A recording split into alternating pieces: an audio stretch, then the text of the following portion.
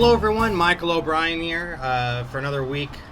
Discussion, advice for magicians. This week, David Uhas asks, how do you know exactly what to charge your clients for the different types of shows and stuff that you're going to do?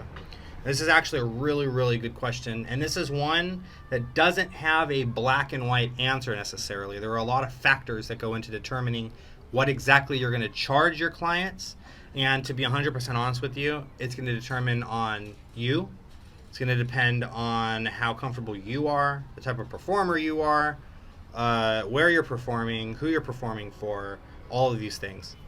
I'm going to hit on 3 points, and just to keep this video nice and short, I'm going to give you kind of a general idea of the thinking process that goes on in my mind when I determine how I charge and how much I'm going to charge my clients. So the first thing you need to do is research your target area. Now your target area is the actual location geographically that you're going to perform.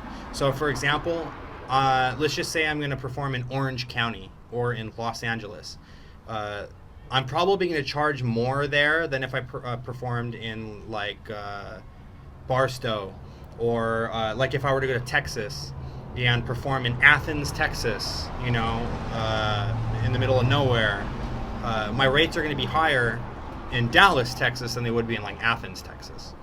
So knowing your geographic location, your target location that you're going to perform, knowing the cost of living in that area is very important into determining what you're going to charge. Now, if you have no idea, let's just say you just picked this up, you know, today, and you decided that you want to start charging people for your shows, and you have no idea what to charge, the first step that I would take is look and see what other performers that are in a similar situation to you are performing, see what they're charging. So, you know, maybe go on Gig Salad or Yelp and see other magicians in your area if you're a magician. If you're a musician or if you're a juggler, look up other jugglers in your area, other musicians in your area. Find out what they're charging. And then you can kind of, you know, base your rates on that. One thing that you should never ever do, however, is find out what your competition is charging and then undercut them by charging less.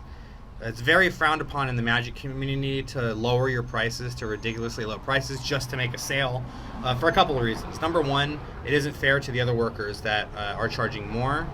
And number two, it isn't fair to the art itself because you're kind of diminishing and taking away from the cost and the value that magic, you know, has in itself. If every magician was just charging $20 or $50 at an event, you know, for magic, then it brings its value down, and it hurts the other performers too. We should be helping build each other up, not, you know, tear each other down. So again, make sure that you kind of have a general idea of what you should be charging based on your area. And if you're not sure how to do that, just look and see what other people are charging. Get an idea of that, kind of base your rates around that. And then, of course, don't lowball your competition because that's not cool. Second thing is know your clientele. So know exactly who you're performing for and know exactly what type of venue you're performing at. I'm going to go ahead and leave right here on the screen an example idea of some rates that you can charge based on the types of clientele that you're looking at. Now keep in mind, this is just an example. This isn't necessarily my rates. This is just to kind of help, you know, so you can see like how big of differences your different clientele, you know, has an impact on your prices. So for example, I might charge, let's just say $250 for a 30-minute show, you know, at like a birthday party or something like that. If I wanted to charge for that same event at a wedding, I'm not going to charge that same rate. I'm going to charge a lot more at a wedding than I would at a birthday party. Or let's just say I was going to work at a restaurant. I'm not going to charge anywhere near as much for a private party as I would for a restaurant gig, because restaurants aren't going to pay your standard rate that you would do for like a private event, for example.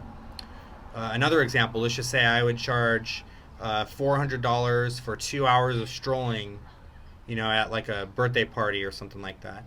I'm gonna, for that same exact event, I'm gonna charge a little bit more at like a corporate event. Maybe I would charge $600 for that same service at a corporate event. So knowing who your clientele are and knowing the type of event is really going to impact what you decide to charge. Last but not least, something that's very important that you need to know is that people are going to try to haggle with you. So it's very important to be prepared for that. I would suggest charging a little bit more than what you think you're worth.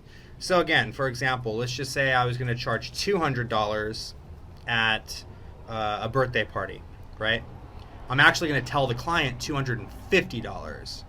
The reason for that is because they might try to haggle with me and get me to lower my price, because let's face it, people are always looking for the best deals.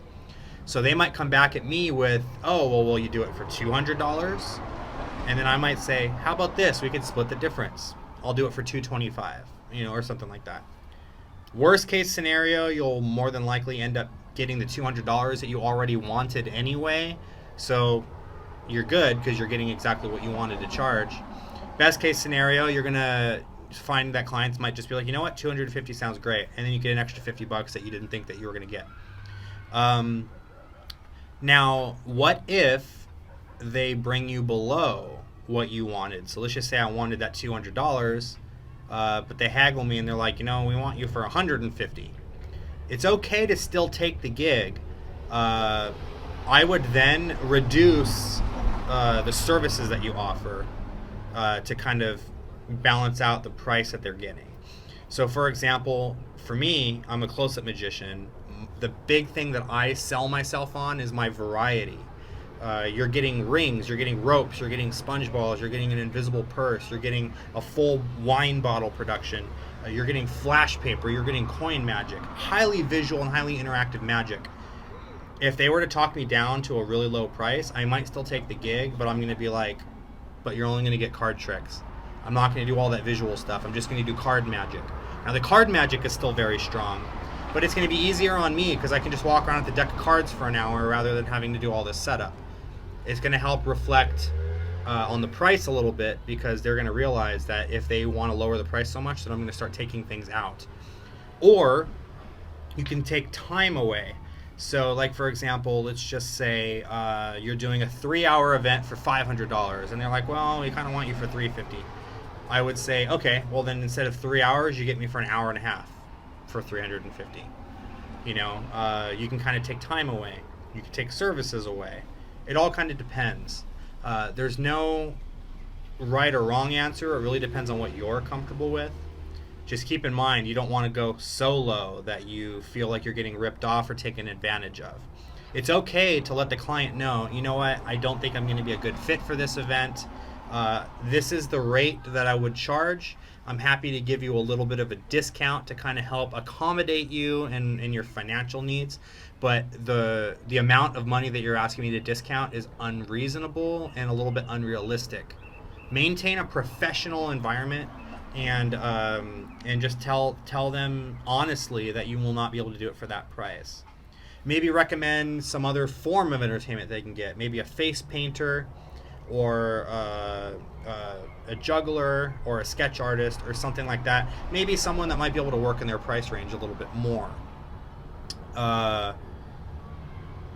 Basically, the idea is you want to make them happy and try to offer a service without making them feel like they're being rude or that they're being cheap. Now, the reason for this is, let's just say, 2 hours of strolling magic, and I quote them $400. And they come back at me with like, well, we'll do it for $50 an hour. Well, that's not reasonable.